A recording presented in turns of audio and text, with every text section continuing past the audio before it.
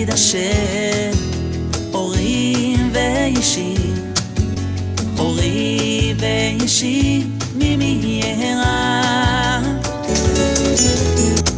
שמעוז חיי אי ממי אבחר, אי ממי אבחר. ואם תחנה עלי מחנה, לא יירא ליבי.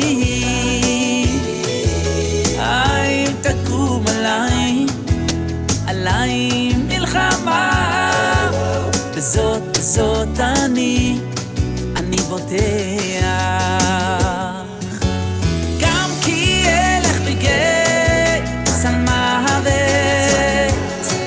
ולא יירא רע, לא יירא רע. אוי אוי אוי, אוי אוי אוי, כי אתה עמדי. אוי אוי אוי, אוי אוי אוי, כי אתה עמדי.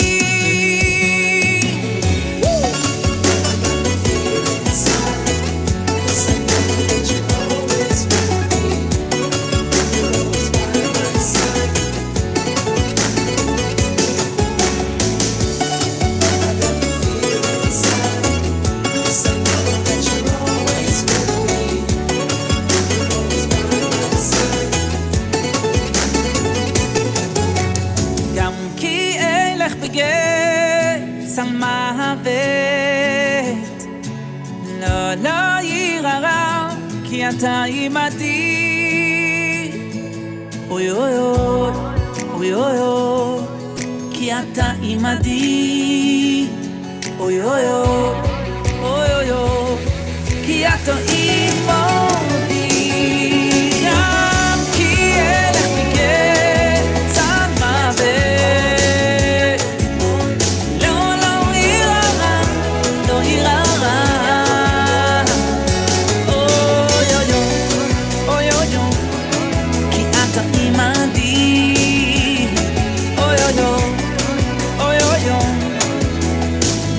אתה עמדי.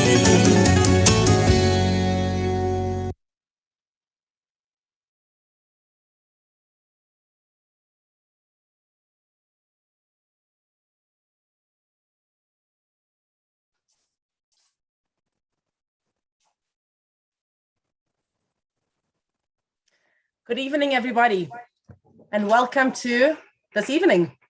We've actually hit exactly a week to go before the new year, before Rosh Hashanah. It's really that week that we buckle up. So the story is told about a gabbai in shul, and he approaches a guest, never seen him before. He walks over to him and he says, "I'd love to give you an aliyah today. Can you tell me what your name is?" And the guest turns to him and says, "Thank you, I'd appreciate that. My name, Estee ben Moshe." The gabbai says, No. I need your name. What's your name, sir? And he says, Estee ben Moshe. How can that be your name, says the gabbai. I need your name. And the man says to him, listen, I've been having huge financial problems lately. So everything that I have is in my wife's name. Well, we've arrived. It's the week before Rosh Hashanah. This is honestly the time. We've had the last 3 weeks to do this, but this is like, we're getting to the last few moments. We're getting to the last stretch. This is the last time, the last opportunity of the year to truly reflect back on the year that was, to look back at it, see where we went wrong, what we have to improve in, and what we can look forward to in the new year. We've got to ensure that we're living up to our true potential.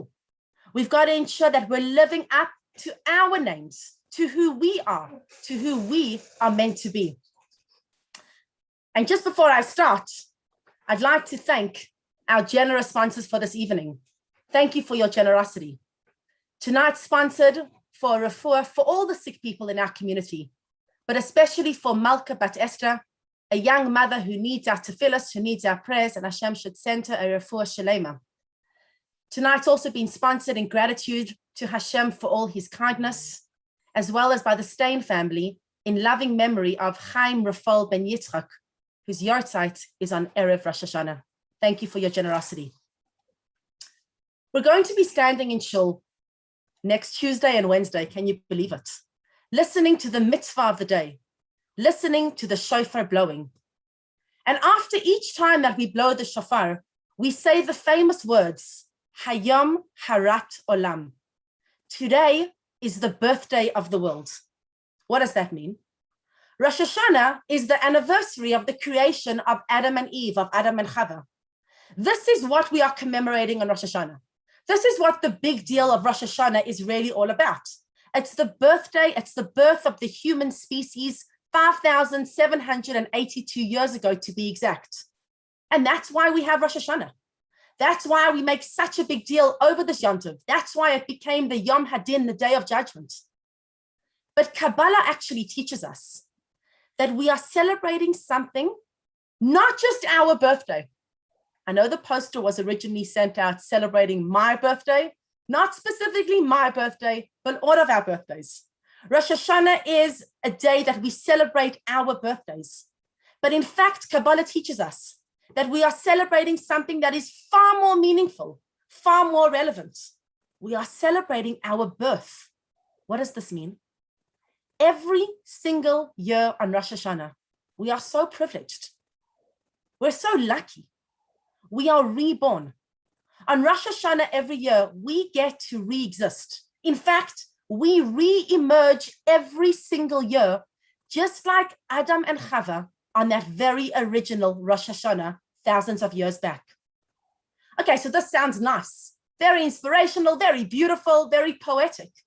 But Tachlis, what does this actually mean? What does it mean that I re-emerge, that I re-exist, that I'm reborn? When I stand in shul, please God, on Tuesday morning, and I reflect back on this idea of today, I'm being reborn and I'm re-existing today. Practically, yesterday I will think to myself, yesterday I was existing. And today on Rosh Hashanah, Baruch Hashem, thank God, I am also existing. And please God, I pray that tomorrow I will also be existing. I'll still be around. So what does the Kabbalah mean when it tells us that we are reborn every single year on Rosh Hashanah? What does that mean? How does that even make any sense? Well, when Hashem created the world, there's a very interesting detail there that we can't miss over. In fact, when he created every creature, when he created every creation, he created them in multiples, in doubles. Think about it. Every animal, every type of fish, every type of bird and insect came in doubles. All the plants, the vegetation, the trees, the grass, the flowers that we have around us came in multiples. There was one exception, and that exception was the human being. On that sixth day of creation, God created Adam. He created man alone. There was no other human being on planet Earth. In fact, in the entire universe, there wasn't another human being. And the question is why? Surely God knew that very soon after he created Adam, God would say the words, Lo tov heyot Adam levado. It's not good for man to be alone. Let me create for him a partner. And God would then create Chava. Why did God need to create that time difference? Why did he have to wait till Adam felt so lonely, so alone, that God had to say, hold on a second, patience. I'm going to create a partner for you. I'm going to create Chava, your better half. Why didn't Hashem create Adam and Chava together at the very same time? And the answer is so obvious, so simple, but it's so deep, so powerful, and so beautiful. 5,782 years ago, God was teaching humankind the most unbelievable lesson, a lesson that was relevant then, and a lesson that is still, if not even more so relevant today in 2021. The message is, I may love you, I may care for you, I may be so concerned for you around me, but my identity does not depend on you. I am an individual based on myself. I am not a response to you. I have self-worth. I have self-value. My self-worth doesn't depend on whether or not you approve of me or not. My self-value doesn't lie in whether you validate my actions, me or not, but rather, God teaches us that I am perfect the way I am. Yes, I've got to be in constant growth mindset. I've got to constantly work on myself, but I am perfect the way I am. I am full of self-value. I am full of self-worth. Hashem, our Father in heaven, Avinu Malkeinu, our Father, our King, he loves every single one of us unconditionally. Not because of something that we've done or something that we didn't do, but because every single one of us has a soul deep inside of us. And that soul is a piece of godliness. That soul, our essence, is a part of the divine. And that is why each one of us is worthy. Each one of us is valuable. And Hashem loves every single one of us for who we are. My value does not depend on what I've accomplished, on what I've achieved. It does not depend on what I've succeeded at or on my status, but rather my self-value depends, or my self-value comes from my very being, from my I, from who I am. I'd love to share the following story with you, which I just found so powerful and with such an incredible message. It was a very, very hot Shabbos morning. The year was 1978 in Brooklyn, New York. A little 4-year-old boy by the name of Menachem Levy was playing on Eastern Parkway, the famous road where the headquarters of Chabad Lubavitch 770 stands. His family was standing outside on the road, outside their house. They were waiting to catch a glimpse of the Lubavitcher Rebbe as he would walk out of the shul and go home.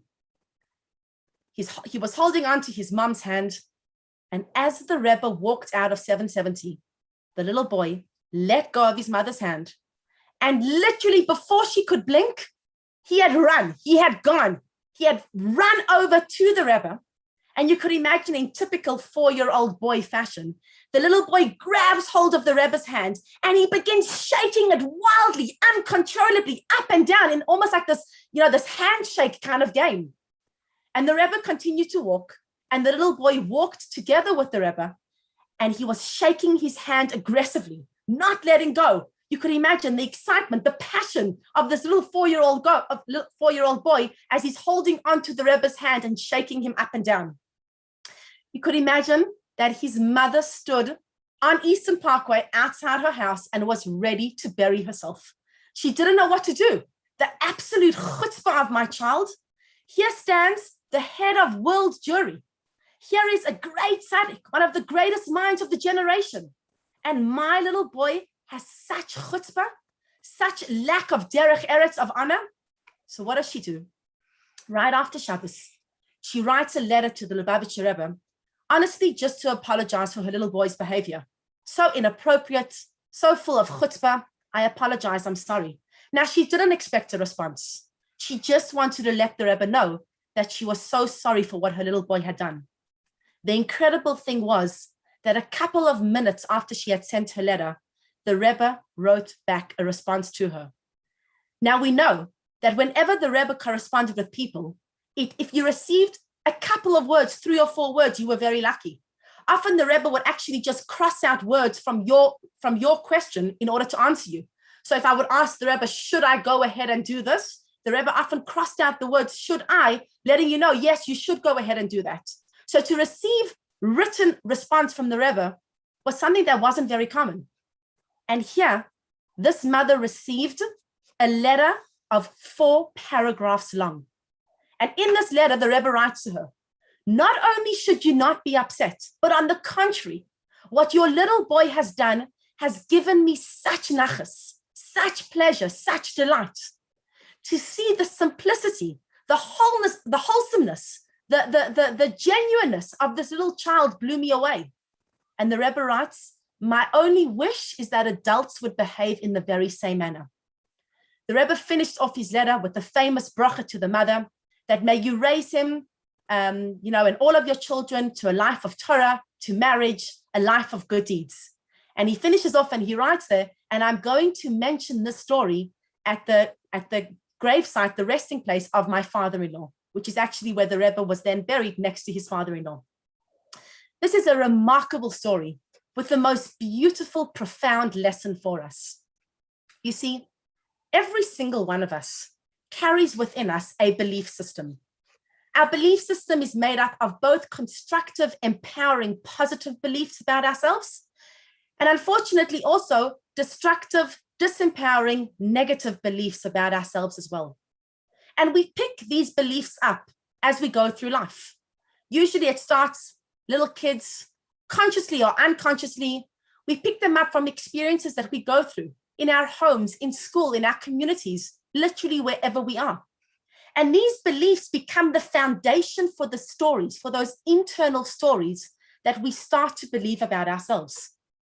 We tell ourselves these internal stories over and over and over again, and we actually believe them. We believe every word of our internal stories. And many times our internal stories actually focus on the fact that for me to matter, for me to really make a difference, I need the approval of that person over there. And for me to truly exist, for me to be empowered, I need that person over there to notice, acknowledge me, and praise me for what I've done. And so we grow up, most part, to be these functioning, successful adults. But we've got this nagging story that sits at us and eats at us because it's so deeply ingrained within us. So let me give you an example of how this comes up. Sometimes, I'm generalizing, but sometimes when somebody communicates a message to us, most times we don't even hear the message that the person said. Rather, the person on the receiving end hears, I'm such a failure. I'm such a loser. I'm so useless. Nothing that I do is ever good enough. Why is it that we tend to go there instead of actually listening to what the person just said to us? Why did we not listen to the actual message that the person communicated to us? Why do we go to the, I'm a loser, I'm a failure, I'll never amount to anything? And the answer is because we've got this internal ingrained story deep within us. It's deep within my psyche. And I've told myself the story over and over and over and over again for the last 20, 30, 40, 60, 70, 80 years.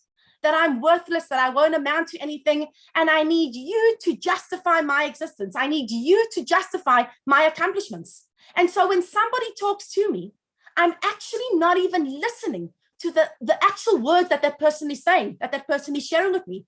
I immediately go to, I'm reading between the lines, and I go into my own interpretation of the words, of that person's words, which fit into the internal story that I keep on telling myself. But the problem is, we don't even realize what we're doing. We get so upset with people around us. This is where faribbles come in, where arguments come in. Because in my interpretation of what you were saying, I was being put down again. Once again, you put me down. That's my interpretation of what you just said.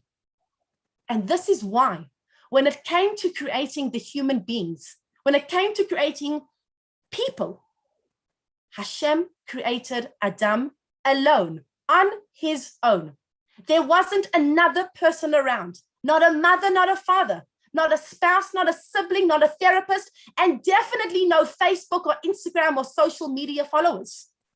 Because this is Judaism's revolutionary approach to self-esteem, to self-worth. Your value is so valuable, and it's never in relation, it's never dependent on anybody else around you. You exist, you are valuable, despite what you've done or what you haven't done. And so when the Rebbe penned this letter back to this mother about her child, he wasn't just giving this child the most beautiful memory to hold onto for the rest of his life, but rather the Rebbe was giving this child the biggest lifetime gift to take with him into his adult life, which is unconditional life for who you are. His spontaneity, his excitement, his passion, the little boy, was so loved, adored, and appreciated by the Rebbe. The Rebbe only wished that adults would also have the ability to be this spontaneous, to be this real, to be this genuine, to have the ability to really express who they are without any fear, without any doubt, without that self-consciousness, without having to look over my shoulder and see who's listening and who's there. But I can be who I am despite what's going on around me. And I can't move on without mentioning the Kotzker Rebbe's famous words, where he said, if I am I, because you are you, and you are you, because I am I, then I am not I, and you are not you. But if I am I, because I am I, and you are you, because you are you, then I am I, and you are you.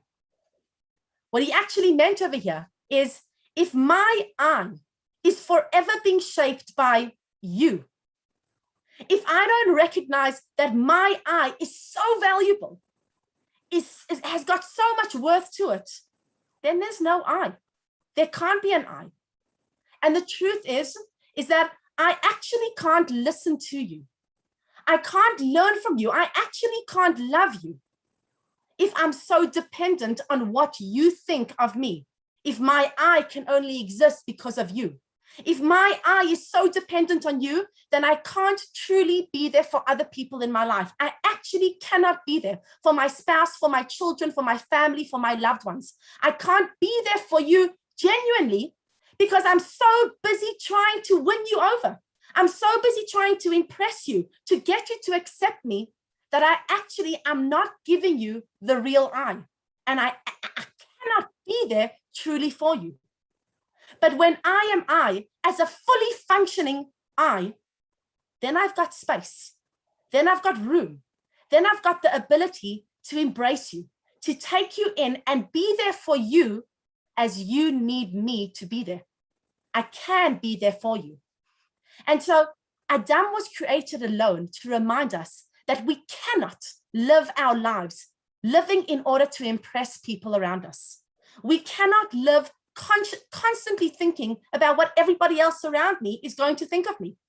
We've got to go into a process of really getting in touch with who we are, of gaining this tremendous amount of self-awareness, of digging deep within me, of really becoming comfortable and okay with who I am, being okay in my own skin, making peace with myself, of course, always with a growth mindset. But I've got to go through that process of self-awareness. I've got to go through a process of I'm okay with myself. I've learned who I am and I accept who I am unconditionally. And if we don't do this for ourselves, at least, the very least, we should do this for the people around us that we really deeply love, so that we can be there for them the way they need us to be there. So if we're not going to do it for ourselves, let's do it for those that we love. Bronnie Ware, she's an Australian author, songwriter, and motivational speaker. She worked for many, many, many years in palliative care. Her patients were those who had gone home. So you could imagine that time that she had with them. You could imagine how incredibly special those last few weeks that she spent with her patients really were. Roughly, she says she was with her patients for the last 3 to 12 weeks of their lives. She speaks a lot about conversations she's had with them, stories she's gone through with them, discussions that she's had with them. And she explains how people grow so much when they're faced with their own mortality. And so she would often question her patients about, do you regret anything looking back at your life? Would you do anything differently? And she says there's a common theme that kept coming up over and over and over again. She says, if I would sum up the first and the most common regret of most people, she says, her patients would say, I wish I had the courage to live a life true to myself, not the life that other people expected from me. That was the regret most of the time from most of her dying patients. How scary is that? Because when people realize that their life is almost over, and they know that it's almost over, they've been told they've got a couple of weeks left to live, And they really are able to reflect back at their life with such clarity. Because I guess what I've heard, what I've read is that when you're almost there, you've got such a clear reflection of the life that you've lived. And at such a stage, it's easy to see how much that person didn't have that confidence to be fully present, to be fully alive, to be fully authentic, genuine, to be fully themselves. Because they were so busy trying to fit in. They were so busy trying to get the approval of those around them, and they weren't living to their fullest potential. What a waste of the gift of life when we're not able to live to our true potential of who we were created to be. Some of you may know the famous story, but I've got to share it over here. There's an old legend told about a mouse who lived in a beautiful home. The mouse loved life. Life was perfect. Life was great. The house was always filled with cheese. It was massive, big. He had enough hiding spaces, spaces to run around in. Except there was one issue. The home had a cat, and the mouse was terrified. And so she prayed and she prayed and she prayed, please, God, turn me into a cat so that this fear that I have would dissipate and disappear. And her dream came true. And the mouse became a cat. One day, the cat was walking around and she saw a dog. And guess what? She became afraid again. Now she wished she was a dog. Her wish was granted. And poof, she became a dog. How wonderful is this? Life is just terrific. And then one day, the dog sees a lion. She's strolling around, and she's petrified by the power, the courage, the bravery, the roar of the lion. She's beyond petrified. And she wishes she could become a lion, the most powerful animal in the animal kingdom. You know, I've reached the top of the food chain. Life would be great then. And that's what happened. She turned into a lion. And then one day, this lion was strolling around Kruger Park and bumps into a hunter with a gun, about to shoot the lion. And you could imagine what happens next.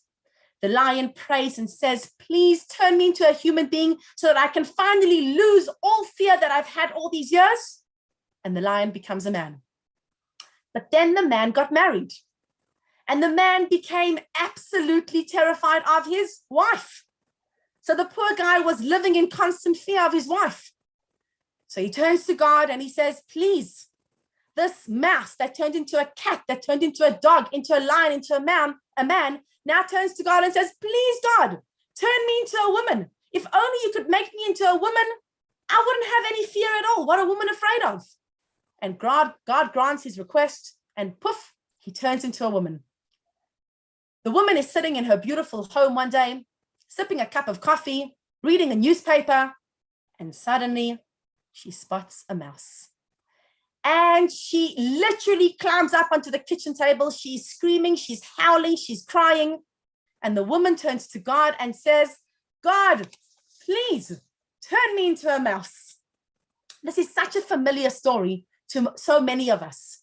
Many of us struggle to fit in. We're always trying and struggling to fit into what society demands of us, on what society expects of us. We're trying to almost like mold ourselves into everybody else's expectations, what everybody else around us wants us to be. And we think to ourselves, well, when I'll be like that, or when I'll do that, or when I'll finally have that, then I'll be peace. Then I'll be in peace. Then I'll feel calm. Then I'll feel happy and tranquil. But unfortunately, those feelings actually never come, because it's a constant cycle, and the cycle never ends, because once you have something, you're on to the next thing. And then when you have that, you want the next thing. And you're constantly moving on the cycle of trying to find happiness, of trying to find that tranquility and that calm. Because if I'm living my life, if I'm true to myself, if I'm true to my values, if I'm not true to myself and I'm not true to my values, then there's always going to be somebody else or something else that I'm going to be afraid of. There's always going to be that thing that's going to bother me. And I will never be at peace, because if I'm not living true to myself and who I'm supposed to be, that vicious cycle is just going to go on and round and round. And so the mouse will evolve into a cat, and then to a dog, and then to a lion, and then to a man, and then to a woman, and still be petrified of who? Of herself. That mouse was afraid of herself at the end of the story. And therefore, if we don't live true to ourselves, if we don't live true to who we're supposed to be, true to our potential, we will always live in fear of ourselves. Jean-Henri Fabre, and I think I got that pronunciation correct. He was a French naturalist. He lived in the 1823 till about 1915, and he authored many works on insect life. He did one experiment on the processionary caterpillar. And this experiment honestly brings the story of Rosh Hashanah, the story of what we're discussing today, it brings it home. So the processionary caterpillar is very unique. It's a little furry insect, and it's got this crazy instinct. And its instinct is to literally follow the caterpillar in front of it in a procession, the processionary caterpillar. And these processions can actually consist of about 300 caterpillars or more.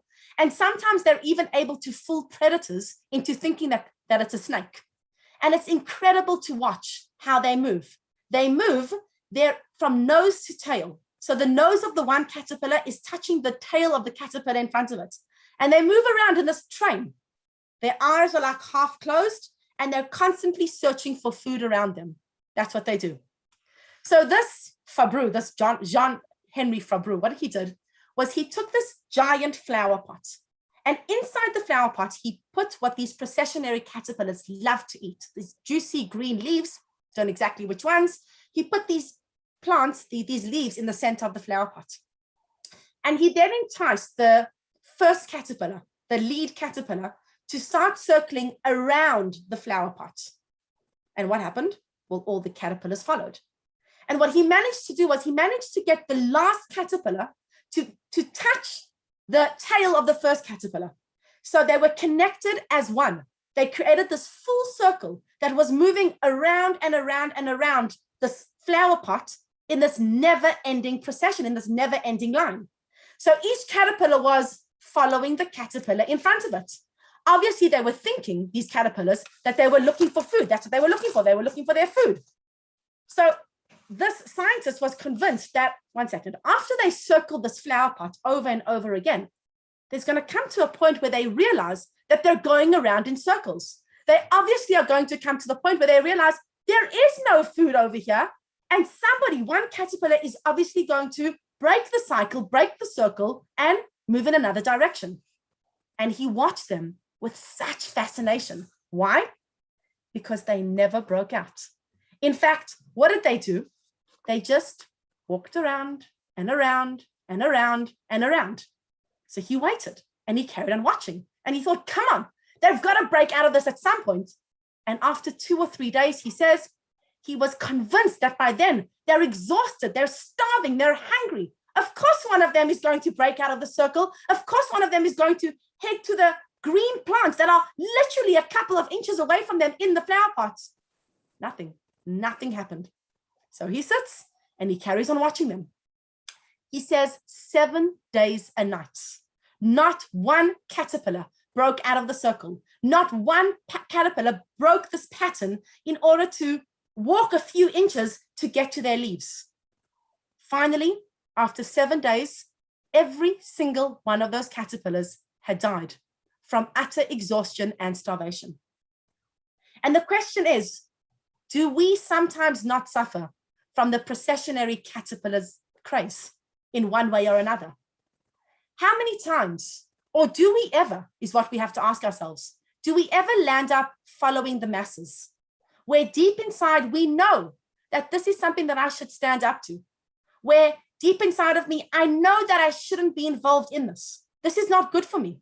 But we fall into that herd mentality state where everybody else around me is doing it. It's obviously got to be okay. It's obviously not so bad. It's fine to do, and I'm going to go into that mentality, into that processionary caterpillar craze as well. So we know that sometimes we know that what we're doing isn't good for us. In fact, it may even be destructive. It may be killing us on the inside, but we just can't break out.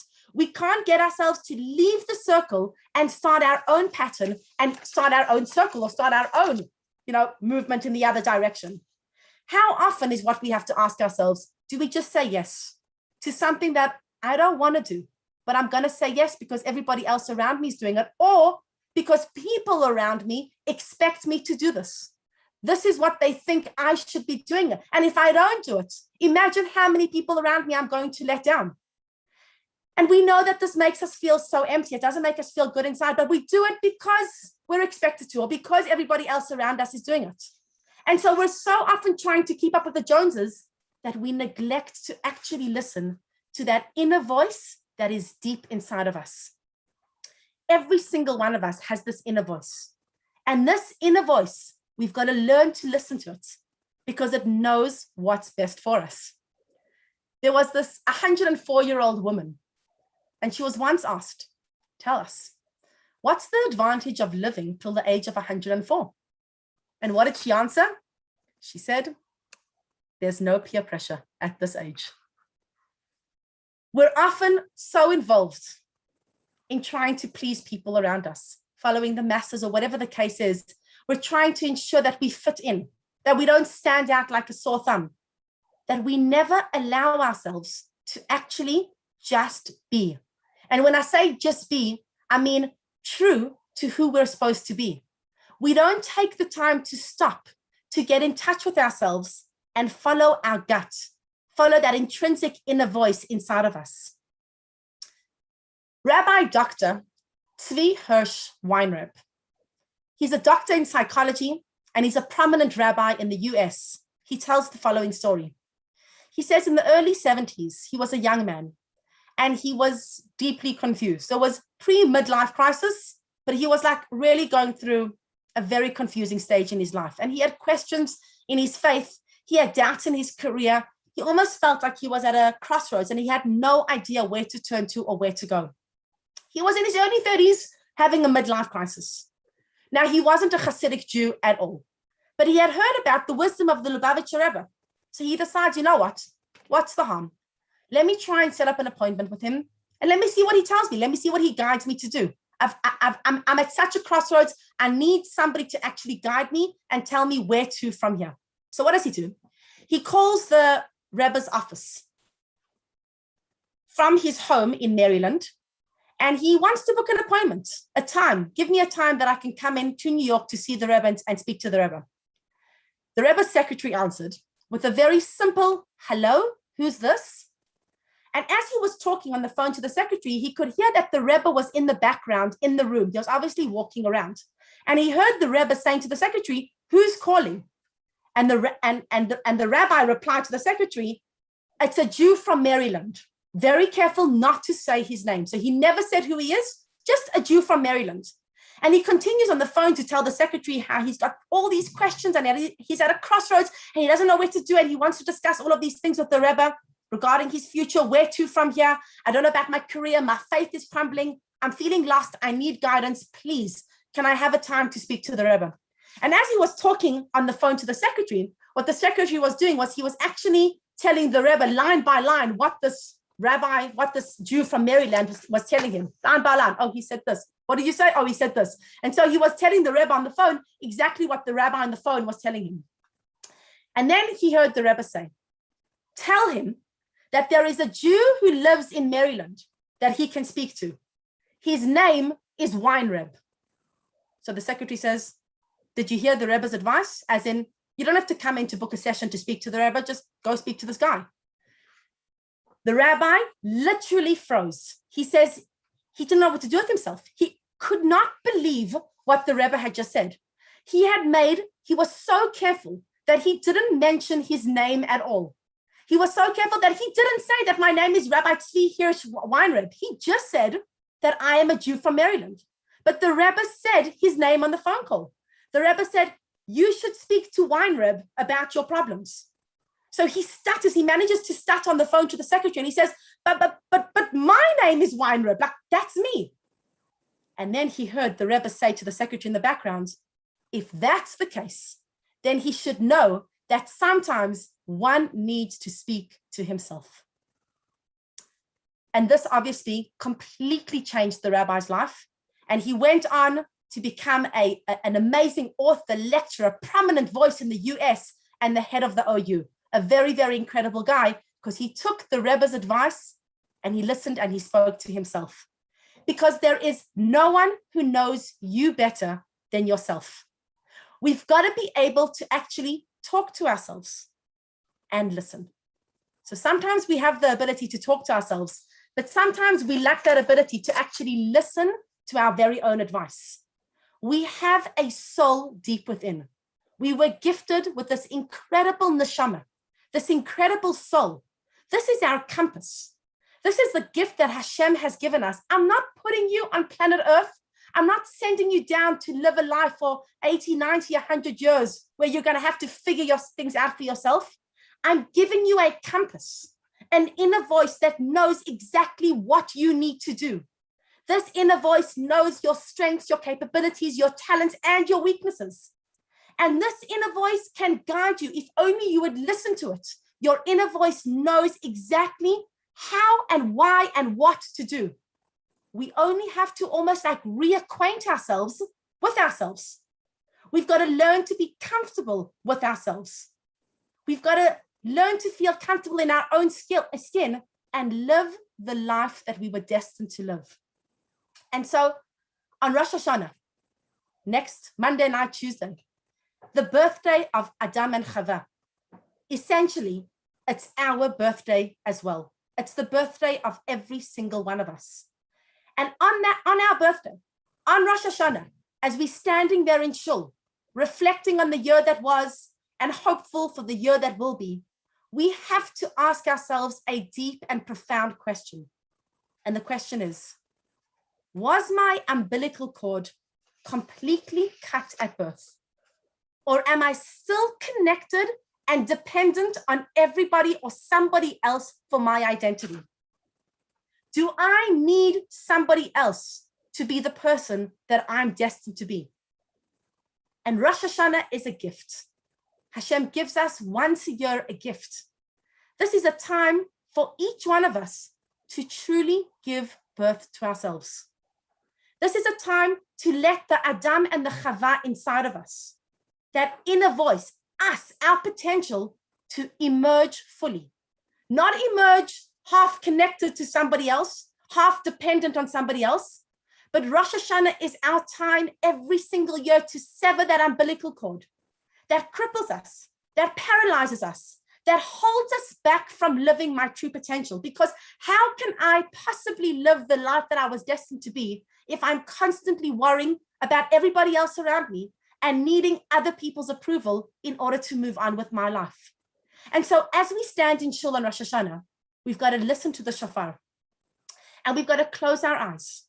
And in fact, as we're hearing the sounds of the shofar, it's helpful to imagine that you are holding your very own personal shofar and you are blowing your personal shofar. What does that mean? A shofar has two sides. There's the narrow side, which goes in the mouth. That's where you actually blow from. And then the sound comes out the other side, which is the wider side, the bigger side. That's where the sound emerges. Every single one of us, no matter who we are, we all have these internal disempowering stories about ourselves, stories that we've told ourselves over and over and over again, personal, internal stories that maybe nobody else in the world knows about. But these are stories that actually limit us.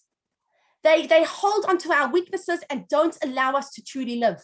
These are stories that restrict us, that cripple and paralyze us, that hold us back. These are stories that don't allow us to truly live and thrive. These are stories that help us just get through life. But who wants to get through life when we have so much more to give? And so as you hear the sound of the shofar, hold on to your own personal shofar and feel the pain. It's good to feel the pain. Feel the tightness. Feel the limit, the restrictness. And then breathe in. And make a New Year resolution to let go. Make a New Year resolution to set yourself free this year because you deserve it. And if it's not you that deserves it, it's your family, it's your husband, it's your spouse, it's your children, it's your loved ones, it's your community that deserves it. And as you're hearing the sounds of the shofar, breathe in, feel the pain, feel the tightness, Resolve to let go. And as you hear the sound, feel those stories. Feel those limiting beliefs leaving you and leaving through the wider end of the shofar as that sound comes out. The problem is, once we've let go of a story, once we've let go of a belief, we have to replace it with something else, because it will always be replaced by something else. So be conscious and mindful of the fact that you replace that limiting story with not another disempowering belief, but with an incredibly strong, powerful belief, a powerful internal story that you have about yourself. And go ahead and believe that about you, because you deserve it. On Rosh Hashanah, as we blow the shofar and we let go of all of these things in our own personal life, we really get to give birth to ourselves every single year. We get to give birth to my true self, to my authentic, confident self, to myself that God chose to place on this earth, to myself that Hashem chose to restore my neshama every single morning, because he knows that I'm worth it. We've got to believe that. And how do we do it? Well, we know that when it comes to our own birthdays, not real birthdays, because Rosh Hashanah is also our real birthday, but when it comes to our own personal birthdays, one of the ways that we celebrate a Jewish birthday is by, again, that idea of reflection on the past and being hopeful for the future, trying to live a better self, trying to improve ourselves. And so it's a custom on our birthday to take on a hachlata, a New Year resolution. I'm going to try to improve in this area. And what better way is it to celebrate our birthday together than by committing to just one small act? You don't have to conquer Rome. You don't have to do everything in one shot. Take on one act. Choose one mitzvah. Perhaps maybe a mitzvah that you find yourself struggling with. Maybe that's what you have to try tackle. Maybe that's what you should try head on. Face it in front of you and move with that. Take on one good deed. This is just one step in the right direction, because every step that you do, every action that you choose to take is one step in living the best version of yourself. When we have this growth mindset and choose to better ourselves, improve ourselves in one little step, take that and make that a part of who we really are, bring that into our lives, what better way than that to celebrate a birthday? And so I'm going to end off by wishing you all a very, very, very happy birthday for next week, Tuesday and Wednesday. I challenge you, I challenge myself, in fact, to take the plunge and cut that umbilical cord. Cut the ties, not to people around you. Of course, we are people that thrive with people around us. We need our people around us. But we can be, if we are the best version of ourselves, we can give that best version to people around us. So take the plunge, cut the cord, live the best version of yourself, and Hashem should grant us all a Shana Tova Umetuka, a sweet, healthy year, filled with all the blessings that you need in your life for health, happiness, nachas, everything that you need, revealed good. And globally, Hashem should bring us the ultimate redemption of Mashiach Tzidkenu. Thank you for joining. And once again, thank you to all our generous sponsors for this evening.